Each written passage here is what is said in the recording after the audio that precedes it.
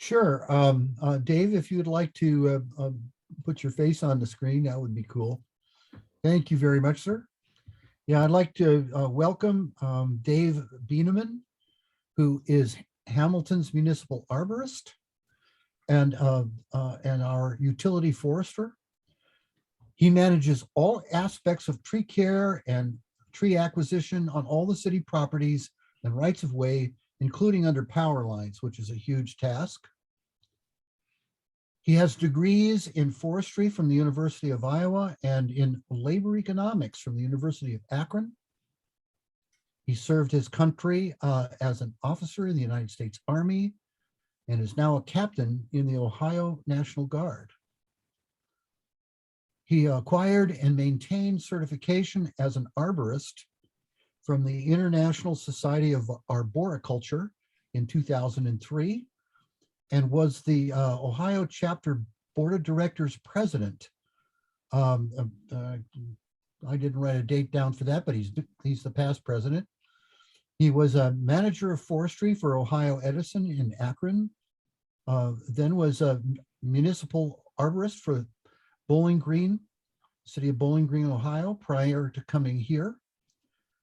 And what I really like is that he collaborates with university scholars in research projects related to urban forestry challenges and hires my students to work with him as interns. So he's going to give a presentation right now on the state of urban forestry in Hamilton, Ohio. So take it away, Dave. Now, Gail, you're on the screen right now. Okay, here we go. All right. Did I get the right screen, Dan? Yeah, you're set. You're going. You're on. Okay. Well, good evening, everyone. And thanks, Dan, for the wonderful discussion. And just so you all know, when I moved here 32 years ago, I was the young guy, and now I'm the old guy.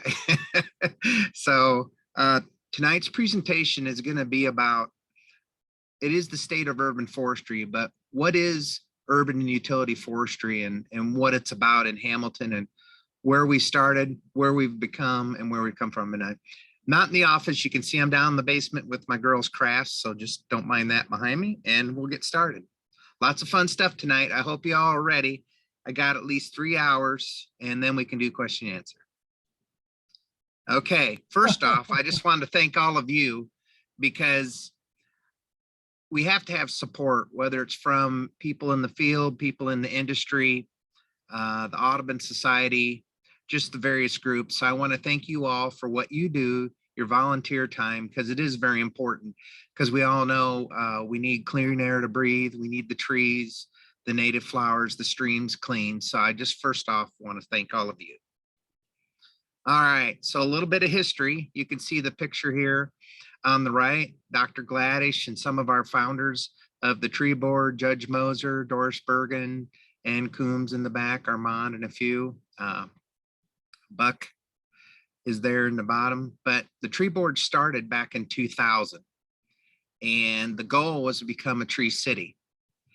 And Doris Bergen was a professor at Miami, was very much the mover of that program. And the board originally had nine members up through 2017. And the reason we adjusted down to 7 is city council has 7 and all the boards in the city commissions have 7. So we realigned ourselves. So we were kind of in alignment with it. But that's kind of how the program started. And just to give you a little further background, the Public Works Department that handles the streets did some trees. The Parks Department did some trees, and then the utilities, gas, water, and electric, they did trees. So there was really multiple departments that had a hand in managing the urban forest in Hamilton. And one of the things they did was to create a tree nursery over at the Greenwood Cemetery. And that was in play from 2009 through 2016. They would grow tree seedlings, as you can see in the picture, for a couple years and then go out and plant them. And I went back in the records and saw that they planted 1,000 tree seedlings, and the budget was $2,500 a year to buy the trees, take care of them, and do the work they had to do. So that's really a cool thing from a city that didn't have a position or a budget for the tree board to actually do that. And that was really cool, I thought. And of course, Tree City USA Growth Awards, that's something that we get to do each year. Now, what is Tree City? First off, you have to have an Arbor Day. You have to have an Arbor Day proclamation. We have to spend $2 per capita, which means our population is 62,000 roughly, and we have to spend at least $2 per person, so about 124,000. And then, of course, lastly, have an urban forestry management program. And as you can see, the last time we met in person was back in 2019, and this year we'll be in Springdale in person. Okay. Now, street trees. Now, these are the trees that are between the curb and the sidewalk in the green spaces along the highways, say High Street or State Route 129, Route 128, 127. And a lot of things happened. And we have a 311 system for our citizens to call in. And with our street trees, just to give you an idea, I had almost 1,700 calls in 2020. Even though we had COVID and everything was shut down, the calls still come in to come out and look at trees. And this past year, I had over 1,900 calls. And again, it could be a tree that's dead or declining, dropping branches in the street, there's an issue. And then we have to go out and take a look if it needs to be pruned, removed. Like in this photo, this is a common call I get throughout the year. Hey, Mr. Bienemann, my tree was doing great. It's August, it's super hot. Now it's looking really rough. What's the problem? And of course, it's just a annual leaf fungus that gets on, in this case, Norway maple. It makes it look bad, doesn't hurt the tree, nothing you can do. It's just something that comes along. Now, a lot of data here. So I'm going to summarize it, crimp it down, and right there, just like the size of my head, if that looks good. So we have street trees total, 13,646. We are up to 225 different species of trees. We have roughly about 65 genus. Canopy cover, and we're going to talk about this more in detail later, but if you take the city as a whole, counting all trees, both public and private, we have 41%. And you say, that doesn't seem like very much, but I'll give you comparisons to throw it out to you. Cleveland has 18% canopy cover. Columbus has about 23%.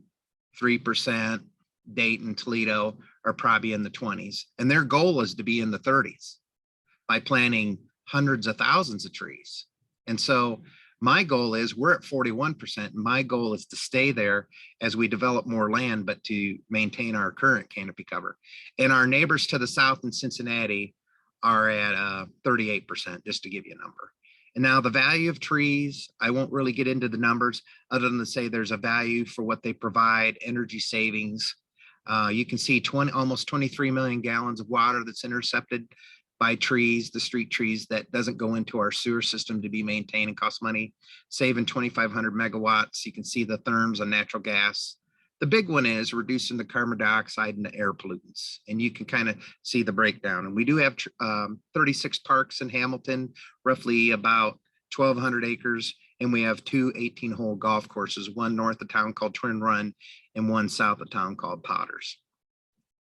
I'm just giving you a little background history. We're going to get into the good stuff, I promise you. Now take a look at this. Again, I get calls on 311, dangerous creatures. So you can see the guy on the right.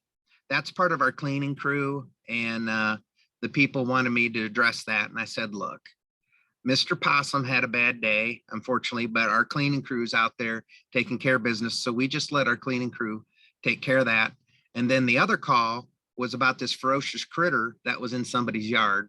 And it ended up being a pet rabbit that got out. But being the city arborist, and my background is a degree in forestry and fish and wildlife biology, so I get all the calls for deer, everything, bees, what have you, in this case, a tame rabbit. And it took a while, but we were able to catch the rabbit and get it back to its owner. Okay. Priority tree removal program. When I came to Hamilton, we had 2,000 dead trees 6 years ago.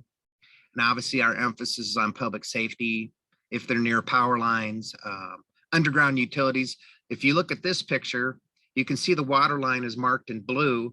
And the right of way actually goes behind that tree. And if you look directly behind the tree, maybe I can get my cursor on it with the arrow, if you can see that, that's where the water connection was, and it went right underneath the tree. And unfortunately, this tree had to come out as river birch. But our current ordinance say you have to be at least 10 foot away from an underground line. But in this case, this is things that we get involved in on our construction projects. We are putting in new water lines. And of course, this was something that when the people planted the tree, it was very tiny, and they planted over here and it just grew over time.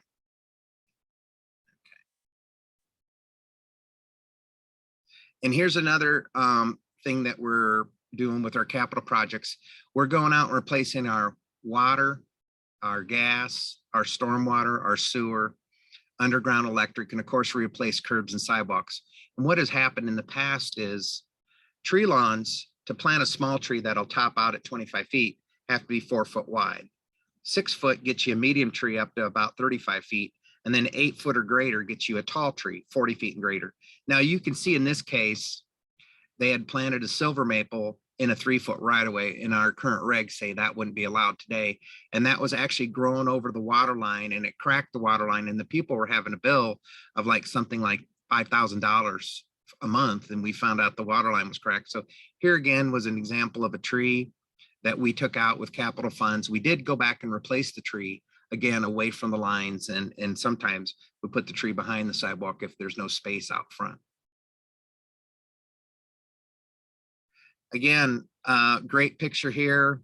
You can see two interns, Gabrielle, there on the left, and then Kyla, Dr. Gladish, and some of our founding members of the tree board and current tree board were at Crawford Woods Arboretum. And we had a little celebration to dedicate the Arboretum. It was a good day. It was one of the times we met in person. And tree benefits, obviously climate change, just the carbon dioxide, greenhouse gases, energy conservation are great things. Here's our kids. When we do Arbor Day, we always get out each year. In this case, this happens to be a redbud tree blooming. Now, economic developments, there's been studies and research, and we'll talk about this later, one of the projects we're participating in. Communities and business districts that have a healthy tree canopy cover attracts residents, industry, commercial activity, apartments, offices rent more quickly where there's trees versus no trees, higher occupancy rates, workers are more productive, less absenteeism. Homes are worth 5 to 15% more when they're have trees down the streets and in their yard landscaped. And of course, just if you notice, you go downtown and there's trees versus you can look at cities where there's no trees downtown and just concrete. It's a difference for the people visiting or just the locals using the businesses and services of, say, High Street and down on Main in Hamilton. One of the goals we have is that we were planting seedlings with the tree board when they started up, but I was able to get a budget to plant 300 trees per year. These are 2-inch bald and burlap trees that are approximately 6 to 8 feet tall. We buy the little water bags that you see, they're little brown donuts that go on top of the tree. And then we get to hire a couple of interns for 16 weeks, 12 to 16 weeks that help care for the new trees. And then we actually water them for the first 2 to 3 years until they get established, and then prune them every 5 years. Now in this picture, you can see one of the positives we do. There used to be multiple homes on this lot. This is over by right across the street from Sims Park on South Forestry. And we created a pollinator garden with the missionary building that's across the street.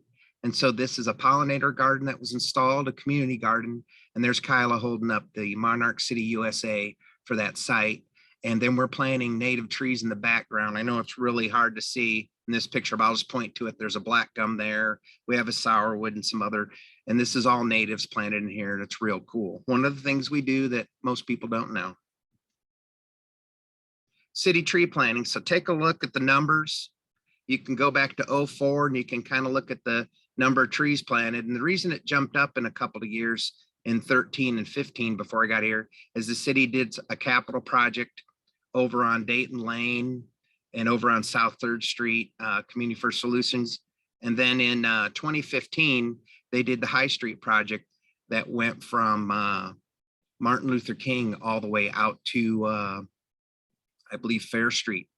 So in 2016 is when I got here, and you can kind of take a look. Now, the reason for the star in all those pictures is we give away 100 tree seedlings for Arbor Day. So that would be 100. And then we're putting out another 200 seedlings we're planting out at Riverside Natural Area, which is out by the water reclamation plant. And so you can kind of see the numbers over the time. Obviously in 2020, we didn't have Arbor Day with the kids and some of the other things, but you can see this year we're on track because we have a lot of capital projects like Spooky Nook and a few other sites that we're ramping up the tree planting in the areas to mirror those projects. This is a new street tree we're looking at planting. I'm not sure. It's called a petunia tree. You see these go up every now and then. And that's a joke for everybody. It's just a joke. This is actually at a nursery, but I thought it was cool. Okay, Arbor Day this past year, we actually were able to do it in person with St. Anne's School. The kids had a poster contest. They read some poems, and it was a really, really good program. We all had to wear our appropriate PPE at the time with everything that was going on. And there's Mayor Pat Moeller reading the proclamation, apologize. And it was a great day. We had quite a few people there, Dr. Gladish and some of our other tree board members.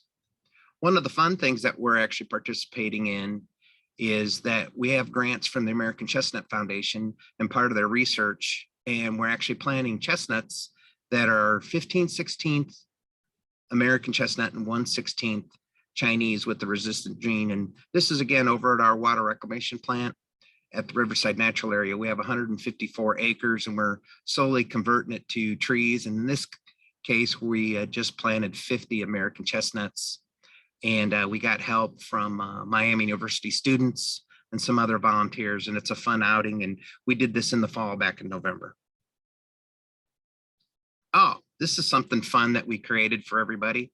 So we have a GIS team and we said, how can we help people find the trees in Hamilton that are in the public right-of-ways, green spaces, parks, golf courses, city-owned property?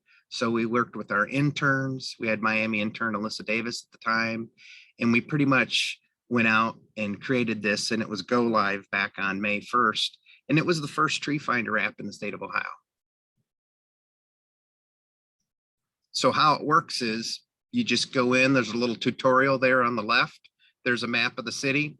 And once you drill down, you can go ahead and put in species, kind of a common name, oak, maple, what have you. And then you can drill down. I'll just move my cursor. You can kind of see it. It's over the word oak. And then you can just go on one of these trees and click the information. And it'll tell you all about the tree and where it's located, the size, height, and diameter, and all those wonderful things. So again, it's one of these things we help with public education, getting the word out of what we're doing, what kind of trees are in the city. We have a tree planting app. And again, these are web apps, so I should preface it. It's through a link. But once you go in there, you can go in there and again, you can use the year planted. If you, I know it's kind of grayed out, apologize.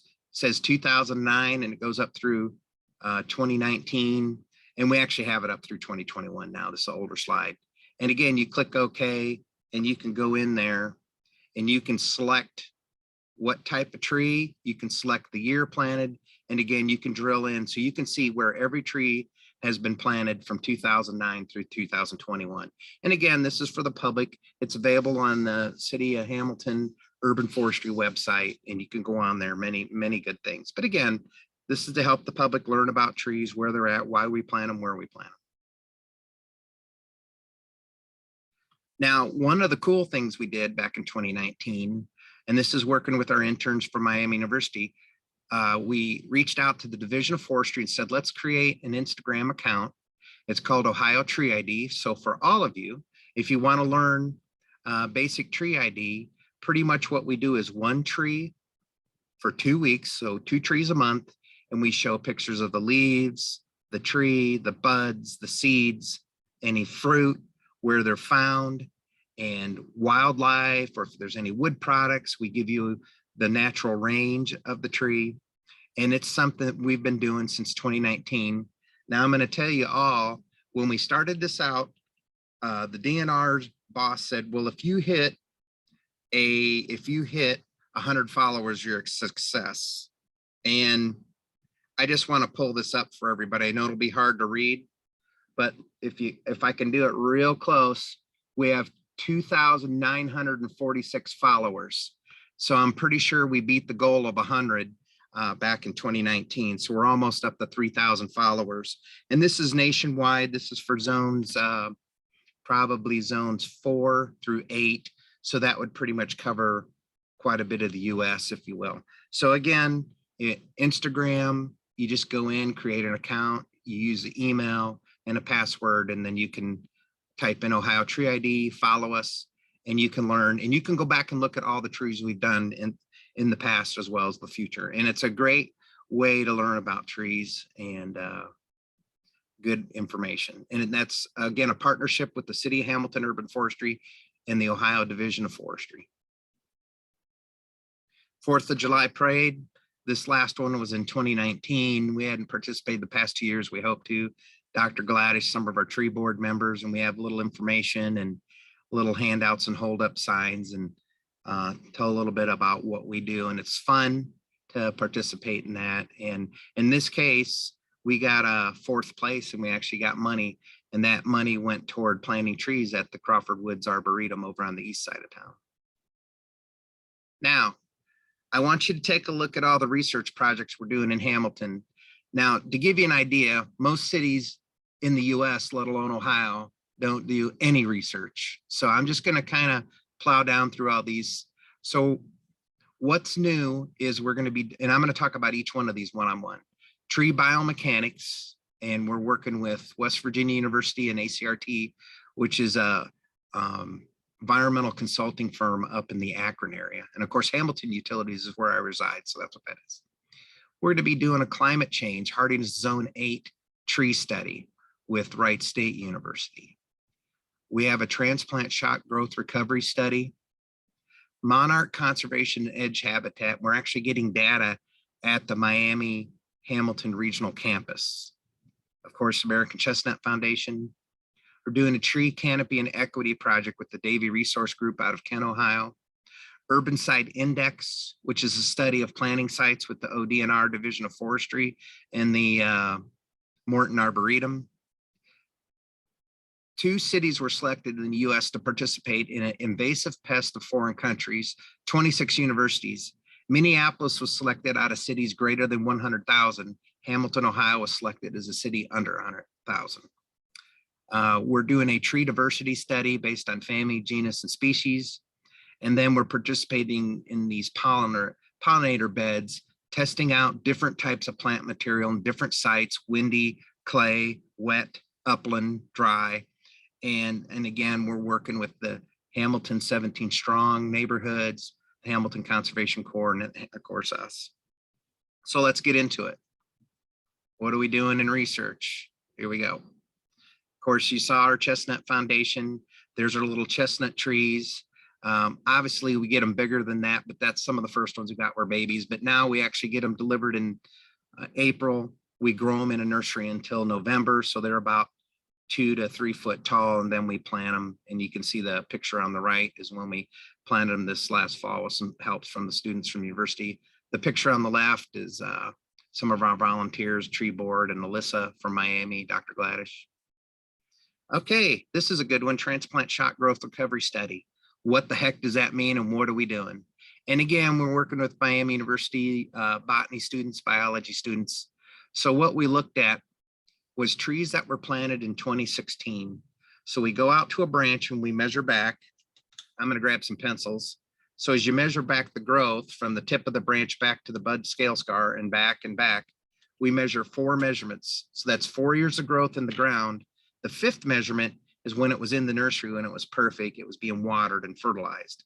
And then of course we tie in the urban site index scores. I'll talk about that a little later. And they all were mulched the same, watered the same, pruned the same. And again, this was a project. The first one was done with Samantha Meal, who's now on her master's. She graduated with a degree in botany.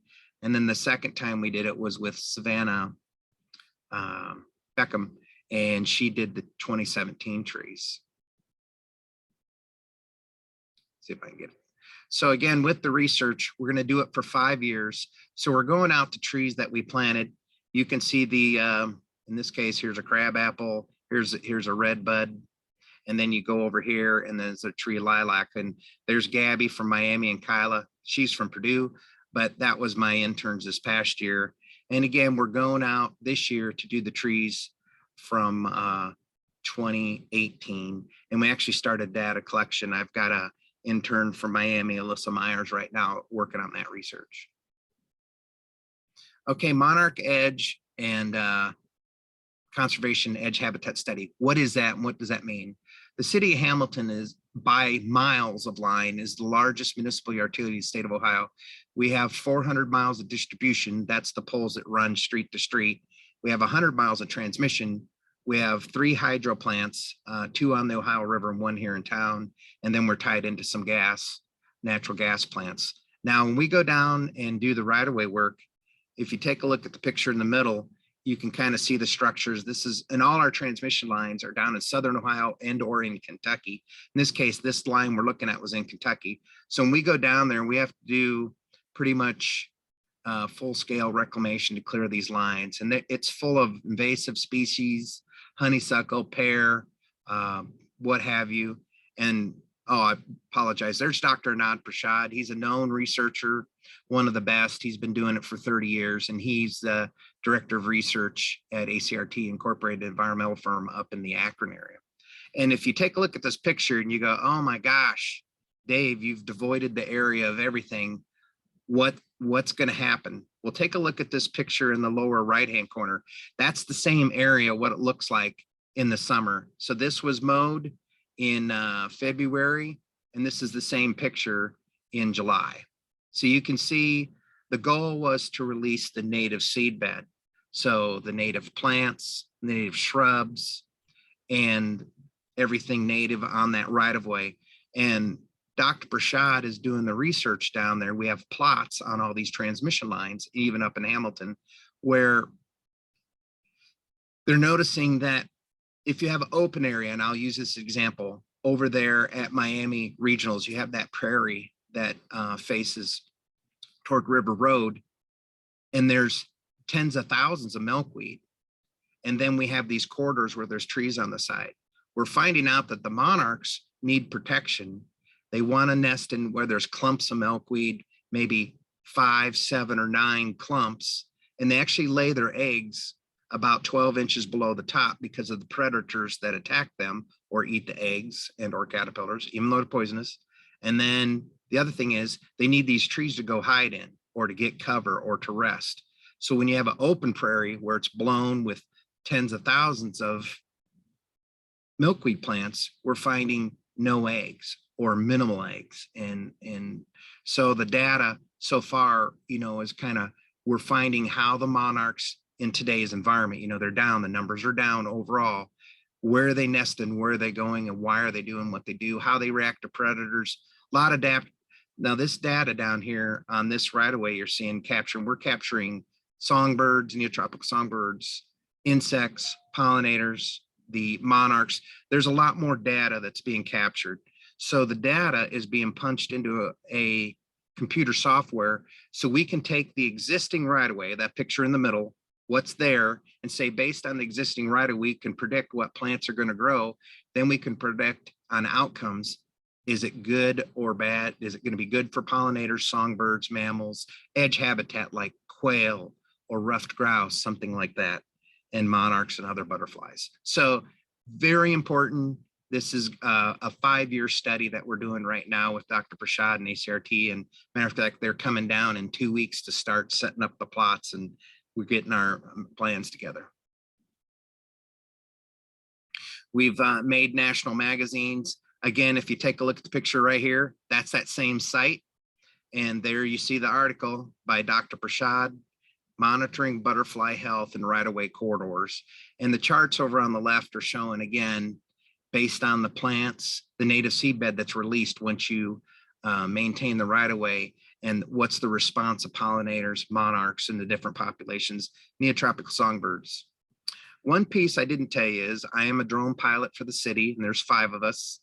And you can see a drone in the picture there, right here on the left, right here. But one of the things we do is we do use the drone in all this research, which is very helpful. And we just bought a brand new drone this year. Tree biomechanics. Tree biomechanics is really, if we take a look at this picture in the middle with the roots, and you see the tree above ground, tree biomechanics, and you look at these other pictures, is we want to understand, how does a tree stand up mechanically from an engineering standpoint? And this research has been done every 3 years since 2010. And the research is going to be done this year in Hamilton, California, Mexico, and down in the Caribbean. And this is international research. So I want you to understand it's not just here, but the former site was up in Northeast Ohio. So we're working with Dr. Nad Prashad, Dr. Gregory Dahl out of West Virginia. And what we're going to be looking at is how climate change impacts wetland species.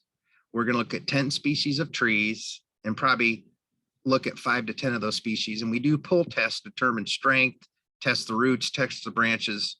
Now you say, what are we really going to do? We're going to be looking at trees.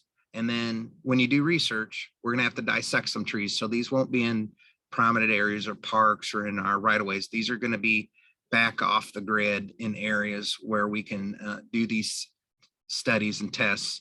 And again, we're going to be looking at the cellular makeup of the trees. How are the roots reacting that were maybe in a wetland site? Now it's drier because of climate change, or maybe it was upland tree. Now it's wetter because of climate change. So we're going to be looking at a lot of factors. And again, this is going to be a 5-year project.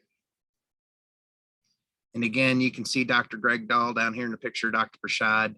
And again, one of the things with trees, I know this, I'm using my hands, when the wind blows, they dampen. So you can kind of see this chart in the upper right-hand corner, how the tree reacts to the winds and moves up and down. So a lot of this data is going to be hooking up scientific and seeing how the tree reacts to the wind and bends and sways and that dappling effect. So there's a lot of moving parts to this research, and we're going to be doing this in the month of August, and it's going to be a week-long study, and then they'll come back every year the week first, like the month of August, they'll be coming out. Climate change. This is a brand new research project with Wright State University, Dr. Don Cipollini. We're looking at plants from U.S. Plant Hardiness Zone 8. Now, just to tell you, the state of Ohio, when I got here 32 years ago, there was 5A, 5B, 6A, and down south here where we are was 6B.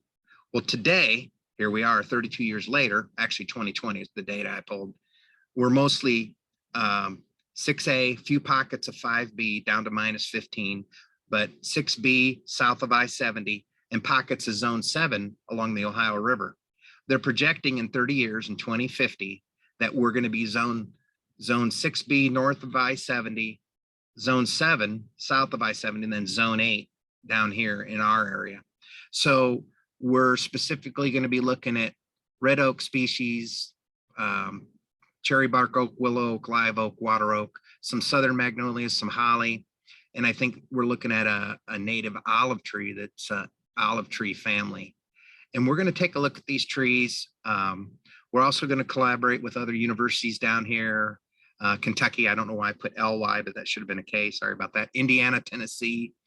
And what we're trying to project is what trees are going to be here 50 years from now as part of climate change. I'm going to talk about that a little later in the presentation.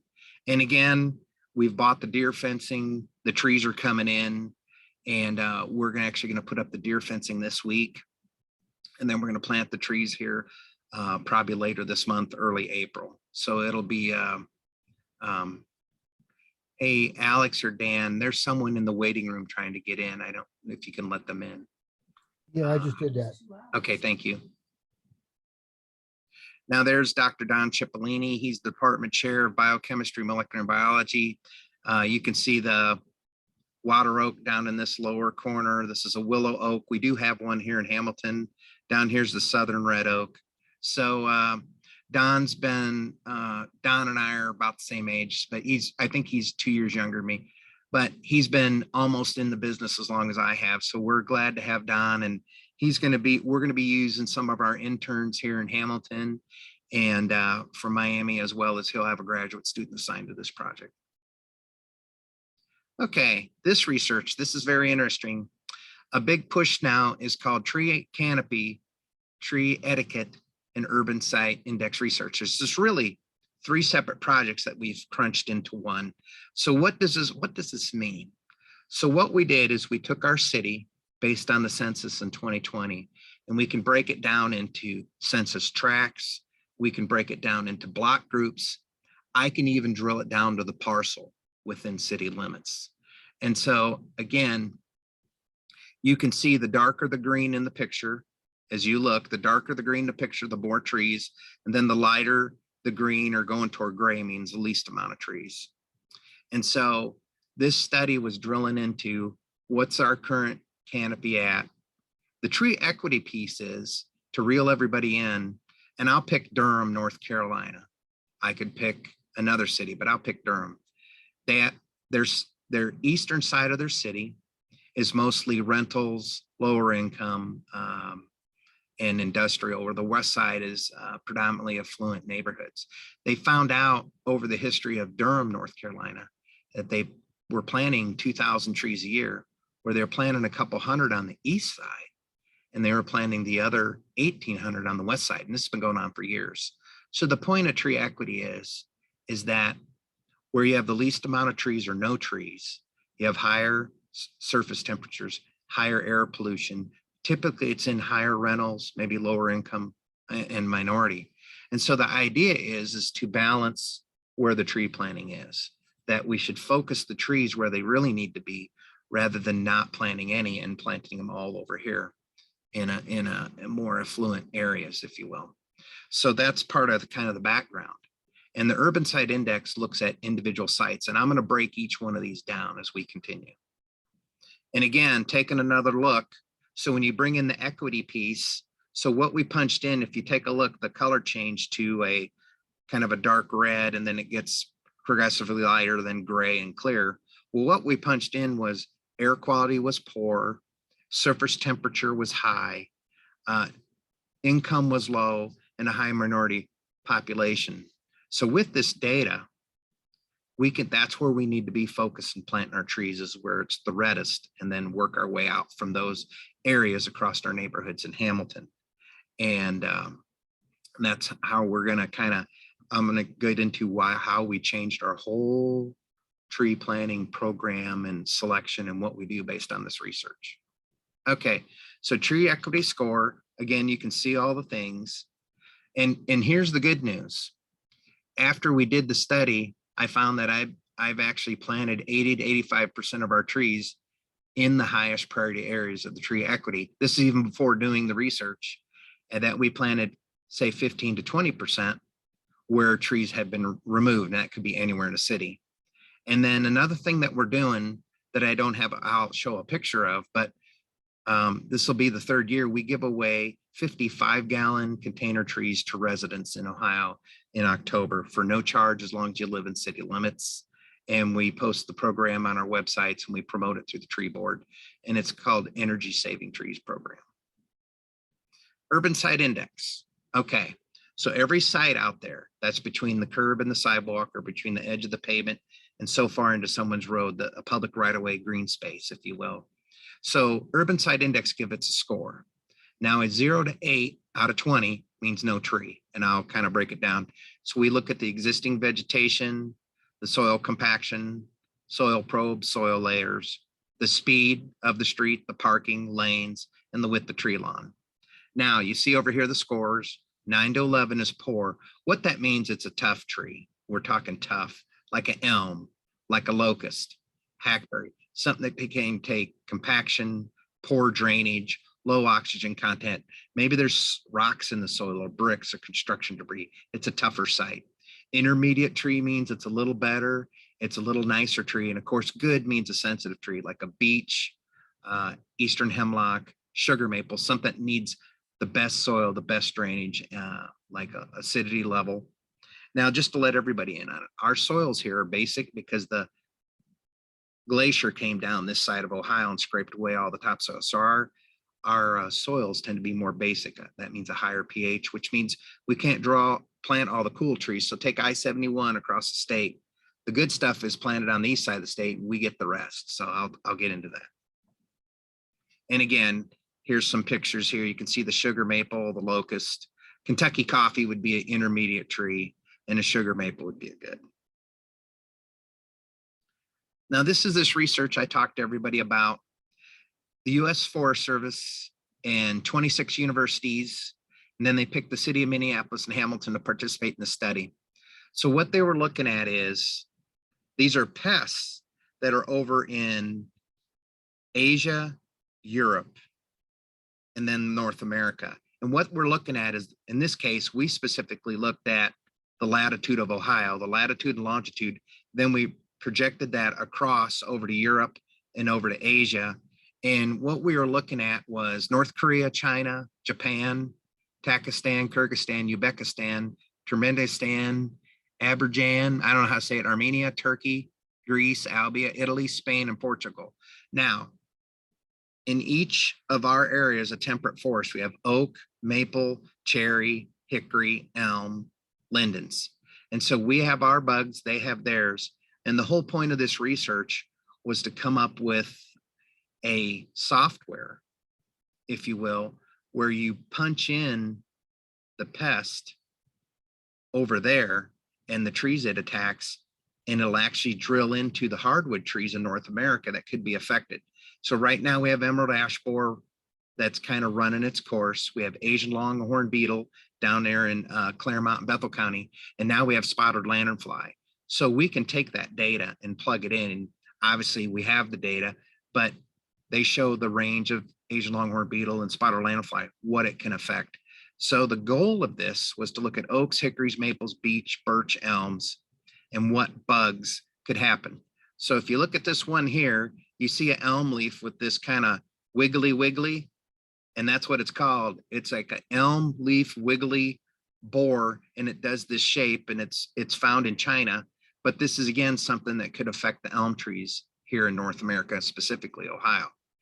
Now down here in the lower left-hand corner, you can see scale, and that's a pine tortoise scale. And again, it's found over in Korea and China and Japan. It attacks their pines, but again, it could affect the pines here in the Midwest, or again, our latitude going across the US, if you will, North America. You can see in the lower right-hand corner where my cursor is, that's again a pine nematode that's again found in those countries that impacts the pines, that could be brought over in a box, a crate, through trade, that could be released into North America. And then up here, the one with the red berries and all the cool stuff, that's called a lychee tree, and that's a lychee tree wood borer. And again, insect borers is a bug. The actual damage is done by the larval, if you will, or the caterpillar, like over here with the elm. If you look, you can see the little larval doing the wiggly, squiggly thing. Well, over here, you can see the borer here inside the lychee tree. And again, that's something that it could affect, say, hawthorns over here, apples, and whatnot. So this study is, we're in year 2 of it. We did it last year, and we're wrapping it up this year. And I'll be able to have the website, and the link is on this, but it's in beta, but you really have to have a permission from the group to use it. So it's something that you can't use right now, but I'd be glad to share it once it's available. All right, we're getting it here. Did it go? There we go. Okay, pollinator beds. We're taking sites, like you can see Kyla over here. Again, there were homes that were knocked down, that were in disrepair. It got converted into a pollinator community garden. There's Kyla by the butterfly sculpture. Now you can see the various pollinators, and here's a little point right here. This is North 3rd Street, and then you're bringing it in here, and this is MLK. And this was a native pollinator bed that was installed at German Village. And then you look, you can see the different insects. Over here's a golden rain tree with the honeybee, bumblebees. You can see the monarchs. This is called a red admiral butterfly. You've got one of those mud dubber moths, but I don't know the specific species. Another bumblebee and a coneflower. But the point is, we're starting to take some of our vacant green spaces that are city owned and convert them into pollinator beds. And again, monarch waste stations. So we're helping out the environment, specifically pollinators and butterflies and moths. And just so everyone knows that, of course, number one pollinator, of course, bees, and the number two pollinator, and I wish I should have shown you a picture, is really flies. But I didn't put a picture on there for some reason. Sorry about that. Okay. Tackling climate change. So what are we doing? Well, it's a moving target. Our approved street tree list. We're focusing on our research. We network with other urban foresters in Ohio, the Midwest, across the US. There's all these different groups: International Society of Arboriculture, Utility Arborists Association, Society of Municipal Arborists, TCIA, you know, the commercial tree industry, and use our state urban foresters. We work with nurseries. Now, I put NATORPs in there because we partner with NATORPs. You can see the picture with Gabby. There's those 5-gallon trees that we give away in October. We're getting them ready to deliver. There's Samantha Meal out there counting some caterpillars. Again, there's Gabby pointing at our chestnut tree. She named that one Daisy. And of course, there's Kyla. But these are things that we're doing to tackle climate change because I have to do it now. We have to do it now for our future in 50 to 100 years. Again, there's this plant hardiness zone. Let's take a look at the state of Ohio. So we had 5A, that's these pockets here, kind of a light green down to -20. This is in 1990 when I moved here. Now think of that. That's only been 32 years. That darker green is 5B, and then you see the yellow is 6A, and then along the river is a zone 6B down to -5. And again, this was in 1990. Now in 2020, we just have pockets of 5B down to -15. A majority of the state is 6A, and then down along the border here, we're 6B, okay? And just in that short period of time in 30 years. So what's happening? What's driving this climate change? Let's just kind of take a step back. For those of you who remember Lucy Braun back in the 50s, one of the first botanists at UC. This was back in the day when forest types were the majority in an area. You can see the oak hickory, oak chestnut in the blue, the green mixed. You know, down south, we can see up north, you can see hemlock, pine. And so on this left photo, you can see that's what it was in the 1950s. Now today, if you look in the lower right-hand corner, you can see the shift is away from these big groups of trees where it's predominantly one or two species to now it's reduced to, and it's more multi-species. So it's changed away from predominantly one group up here with Lucy Braun to it's going into mixed groups because of climate change. It's getting warmer, more precipitation, and trees are actually moving north into the Midwest because that's where the precipitation is. So out west and down south is getting drier and hotter. And again, take a look at it. You can kind of look at this picture of the forest composition, and this is in the past, going back to 2000 on the left here. And then as you move to the two in the middle, you can see one with lower emissions. This is in 100 years and 2100 projected the trees. And then of course, this is higher emissions. And that really bright red that you see in the New England states, that's that beech, spruce beech forest, sugar maple. And you can see that it's almost gone under higher emissions. So again, just some things to think about. And again, so temperatures are increasing and it's getting wetter. So again, you take a look at the picture here, and then you move over to the right, and you can see it's getting wetter and hotter in the east and middle west. So trees are migrating north and to the Midwest.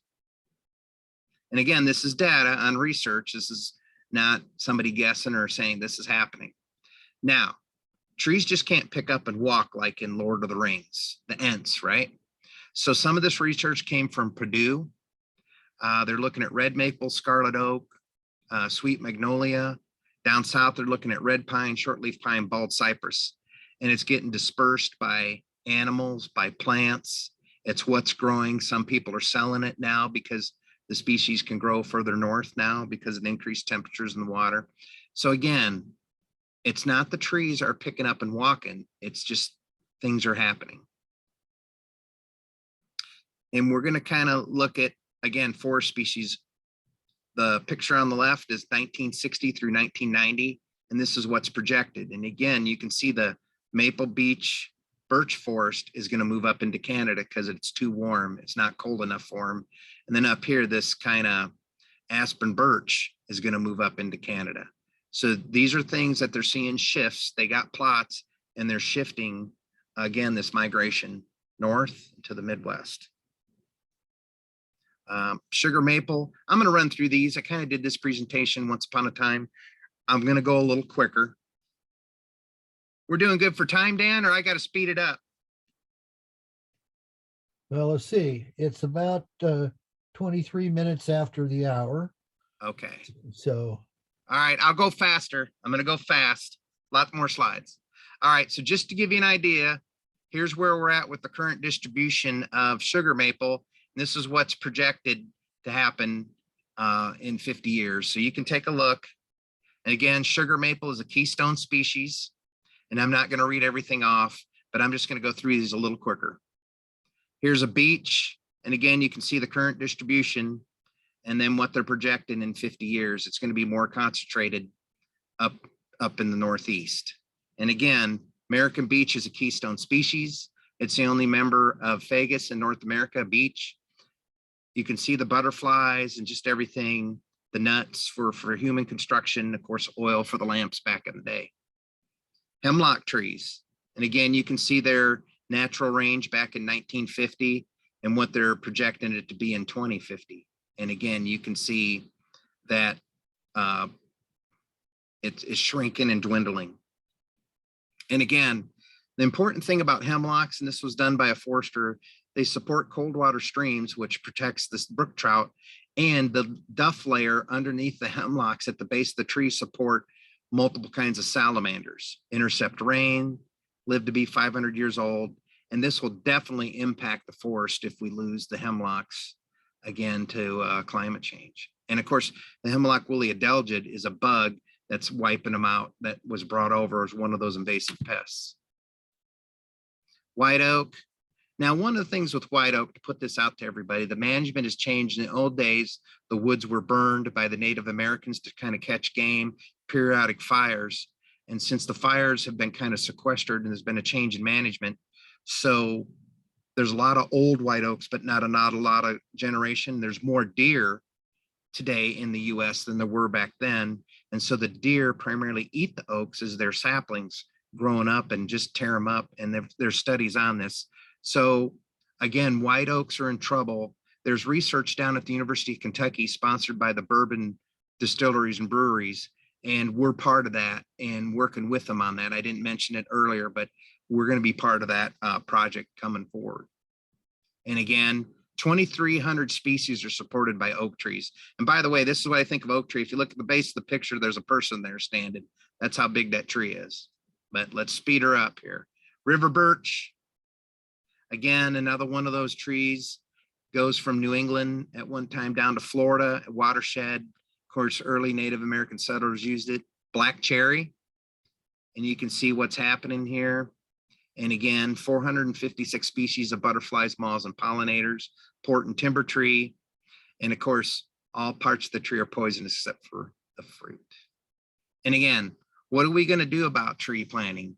Well, the standard rule is 10, 20, 30, 10% of a species, 20% of genus, 30% of family. Better would be 5, 10, 15. And in reality, the research has been done. If we could go to a 5% genus planting, that would be the best, but that's not reality. So to give you an example, shingle oak is the species, quercus is the genus, Fagaceae is the family, which is beech and oaks. Then of course, American elm, ulmus, and Ulmaceae, and elms are in with Zelkovus. Diversified tree planting. What do we got going on? Emerald ash borer, Asian longhorn beetle, spotted lanternfly right now, oak wilt, bacterial leaf scorch, beech bark disease up in Northeast Ohio, fire blight, anthracnose, powdery mildew, pine needle cast. And so we're planting all these different species. And how do we as the city help you? Well, with 2 of my interns from Miami University, we created the Hamilton Plant Selector web app. You can go on the City of Hamilton website. You can hammer it out and click on the first page. You can go in there and put, do I want a tree, shrub, or perennial? Is the planting site a new build, younger than 20 years and younger, a wooded lot or urban lot, older than 20 years? Is it full sun, partial sun, full shade, clay, loam, sand, soil moisture, dry, dry, or wet? And then for some people, is it under power lines, or I want a small tree and road salt tolerance? So you make your selection of what you want, you click the button, and presto, it pulls up the list of trees, shrubs, flowers, perennials you can plant in that site. Now, I don't list every species, but it'll get you there. If it says coneflower, you can go to your nursery and say, well, I want the cayenne pepper rather than the native purple one, or what have you. So this is another public education thing we created. We do tree calendars every year. It's available online. We print off a select few, but it's a fun thing. Again, just real quick, Dr. Don Cipollini is going to be doing a seminar on, it's coming up on Wednesday, April 13th, and he's going to talk about alternate hosts to emerald ash borer, specifically the white fringe tree, olive trees, and some of the ash that you may not be aware of. And that's coming up. And I'm going to talk about the second part of the talk is how emerald ash borer impacted our urban forest. The next talk we're going to do through the tree board seminar series, and that's going to be on Wednesday, May 11th. It's going to be about plant the right tree in the right place. Wendy Van Buren is a state urban forester is going to come in and give a talk. And then I'm going to talk about how our research drills us down to finding that tree. So in summary, we're certified Tree City USA. We've been that now. It'll be our 18th year when we get the award. And we've had a growth award, which means beyond the 4 minimums, we do more. That'll get our 10th year award. Priority removal program. We had 2,000 removals. We're down to 164. We're getting there. We prune trees every 5 years on our utility lines to reduce outages and damage claims. And of course, our capital projects are used to improve the performance of the city infrastructure, but we want to get the right tree in the right place. And all these people here support me, the administration, the council, the mayor, utilities team, Division of Forestry, our advisory tree board, citizens of businesses, the volunteers, OSU Extension, and of course, Miami University in Oxford and our Hamilton campus. So Dano, I have completed the run. Did I make it? Did I make it? You seem to be in one piece. All right, we made it. It's 8:30. Yeah, okay. You want to take some questions? We can take questions. I don't know how to do it. Someone will have to give me a hand. Alex was watching, I think it was Alex, was watching the chat. And so, Alex, do you want to just read some questions that are there in the chat? Sure thing. We have 2 in there right now. And if anyone else has questions, please type them in there now. But the first question we have is from Hardy. He says, you mentioned in the pollinator garden slide that you had a sour wood tree. How do you manage that tree since it requires an acidic environment? And he mentions that he hasn't been able to get one to grow on the Oxford campus of Miami University. That's a great question. And I'm a wild guy and a gambler. So I actually started planting sourwoods 2 years ago. So the jury's still out. They're growing and they're making it. And what we did is when we got to the site, and particularly those sites, we did augment it. We kept 50% of the parent soil that was there. We've added in some compost, we added in some sand, and we blended it kind of in together. And so when we put it back, and then of course we used some wood chips. So we put some out 2 years ago, and well, 2 years ago last year, now we're putting some out this year. So that's a great question. And we're actually seeing how they're doing. That's part of the ongoing research that we're doing is we went from, I think when I got here, we had about 120 species, and now I'm up to planting 225, and I've been here 6 years. So I will come back to you on that, but we just started planting it here about in the last 3 years. Good question though, 5 stars. All right, perfect. A second question is from Gail. She said, is there anything to do to prevent hemlock woolly adelgid treatment or any treatment options? Yeah, they do have some insecticides that can be injected into the ground, into the root system. And there's some products that you can put directly into the, if you will, into the xylem and phloem of the tree. And then of course there's a topical, but normally what they use is a systemic that's put into the ground. And I can get that to Dr. Gladish because they do have they're doing that testing now, the Division of Forestry down in those southeastern counties that butt up next to Kentucky and West Virginia. So that was a good question. And I see in the chat window that Randy raised his hand here. So Randy, you should be able to unmute and ask your question if you'd like.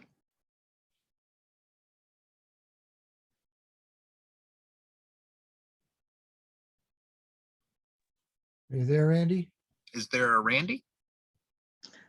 Yeah, and I know sometimes people accidentally hit that raise hand button by mistake, so that might be what caused it. Oh, Randy said, no, that was an accident. No worries. I know I covered a lot of stuff and it was hard to take down. So I gave Dan the presentation so you can, I guess if you want to email to you, you can get it because there's a lot of stuff I covered. I kind of sped it up at the end. Dave, you were right. This is Gail. I didn't introduce myself from the beginning. I'm Gail Reynolds. I'm the president of the chapter. And you're right, you did blow me away. I can't believe all you do, including all those cool research projects, and that you include pollinator gardens in your arborist plan. I'm amazed, yeah, and really impressed. That's great. So You know, thank lots of good things. And like I said, we fly drones. There's myself and there's 4 electrical engineers. And so we take those out. And the thing is, when you have a drone, and of course you're in a city, if we're going to fly it, we typically fly it in areas where there's not a lot of people because you have to get waivers and permissions and whatnot. So I want to let everybody know we're not out there flying over your house to see what you're doing or growing anything. And I'm joking. But the point is, if we were to fly them in the city, and we have in some areas at our request, we'll go down and put door knockers and say, on this day from 9 to noon, we're going to be flying a drone at like 300 or 400 feet through the neighborhood, looking at infrastructure or whatever we're doing, or when we're working down Southern Ohio or Kentucky. So we do notify everybody. And if there's any objections or concerns, you know, we'll like fly it and then we'll bring it down and move past that property and put it back up because, you know, people want their privacy and we're not out there to watch or see what people are doing, if that makes sense. Good to know. And you gave us some really cool website apps to explore too. Yeah. Yeah. I mean, if I could real quick, I'll see if I can bring up the Urban Forester website, if that's okay. You give me a That'd chance. be great. Let me see if I can. I'm gonna disappear for a second. Whoop. Okay. I'm trying. Hold it. Where'd I go? Darn it. Dan, you know what I did? There it is. No. Okay. I just have to apologize for this. I'm gonna go in and pull it up real quick. Yeah, while you're doing that, I just want to remind everybody that this talk was recorded and it'll be posted up a little bit later. It'll be up on the website, so you can always check there if you like. Thanks, get the Dan. information. Yeah, that's great for people I'm- who may have missed it. I'm making sure this pops up so I can. Okay, let's see if I can. I'm trying to get the right way to do this here. So just bar with me. Okay, can I do this? Okay, I'm going to share screen and I'll see if I can pull this up. You tell me if everybody can see it, Dan. Can everybody see that? Yes. Yes. Okay, so this is the City of Hamilton Urban Forestry website. And so you can go over here and do this Hamilton Plant Selector web app. So you can click right on it. And there it is. And it's booting up. And there you can see, you say, I want to do a tree. It's in an urban lot. Full sun, clay soil, wet, dry, and then boom. And then when you click on the different, if you look at the different pictures, I'm going to slide this down a little bit so we can look at different trees. Like black gum, if you click on it, it'll click different pictures. And then if you want to learn more, again, it'll take you out to a website and tell you about that tree. Very Again, cool. just some stuff that you can do. Hamilton Urban Forestry Story Map. This is where you marry a GIS with the story. So one of my Miami interns actually made this with guidance from myself and our GIS director. And I apologize, it's taken so long to boot up, but basically it goes through all the species of trees in Hamilton. And then you can go down through here and it'll tell you the story, and you can just go down through here, and you can go down through and it'll pull up the map, and you can click on the tree and it tells you where you can find it in town, a little story about it. So just cool stuff on here and upcoming events. And there, we'll click on this. So there's oh man, sorry, it takes a little long to boot up. This is like the Dynamics of Olin Hotes by Dr. Don Cipollini that's coming up. So you can find out about our events. But again, Tree City, there's the tree board, additional education resources. I have 30 pages on here. So you can plow through here, tree ID. If you want to learn the different trees that are available to plant in Butler County. Now this is going to boot up. It's real slow, but it's booting up. And this is going to pull up 120 different tree species. Okay. And I'm sorry, everybody's hanging in there for me at the end here. Oh, shoot, let me, okay. Sorry about that. I think my neighbors call me to tell me my garage door is open, is I think what they're texting me, but that's okay. All right. Sorry about this. I'm hoping this tree poster pulls up. Oh my gosh. It's trying. All right. I was hoping it'd boot up, but it didn't. There it is. There we go. Does it show up? Oh, wow. So you can go in there, there's QR codes, and it gives you the size of the trees, small, medium, and large. And we all actually have 6 posters on the website. There's a pollinator poster, there's insects and disease. So you can go on here. If I just scroll down, there's more data, the landscape guide for business and developers. So you can go in there and it'll tell you about where to plant trees, not to plant trees, and it'll go through and talk about underground utilities. There's so much research that's here. It's the most extensive website in the city, but if you're really bored someday, all of you, if you want to go on there and hammer it out, feel free. I'm not, all right, I'll jump off. Enough advertising. Lots of fun stuff. Lots of good times happening here. We're, again, glad to work with Dr. Gladish and his students. Yes. It's a great partnership with Miami University, especially having it right here in Hamilton. And I've had 64 now, 32 years. I'll be up to 64, 2 every year. And I've always had outstanding. Like I said, I'll be up to 7, so about the 14. And I'm really glad to be part of this group because I like to get the word out on what we're doing. And you did, and it's fascinating and it's amazing what you've done. So thank you for sharing your time on a Monday evening. Daniel, Dr. Gladish, thank you for bringing Dave. It was a fascinating talk. Okay. Thank you very much, Dave. I'll see you Okay. at the tree board next meeting. That's right. Thanks for attending, everybody. Okay, we'll see you. Thank you. Good night. Night. Who's that?